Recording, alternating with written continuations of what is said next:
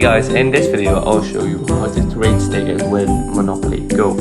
So as you can see, I'm right now in Monopoly Go, and what I need to do is I need to tap on this album button in the right down corner next to the friends icon. So tap on album, and here you see all of your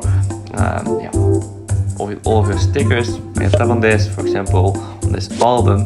So this is called an album, and if you tap on that, you see different stickers. So you see the field trip, and basically when you complete this album, you get this set. So you get around 300 rolls and above 3 or above 200k coins.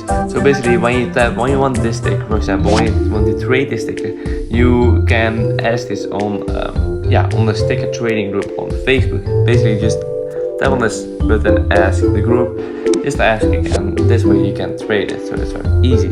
So I hope this video is helpful. If so, please subscribe to the channel, and I'll see you in the next video.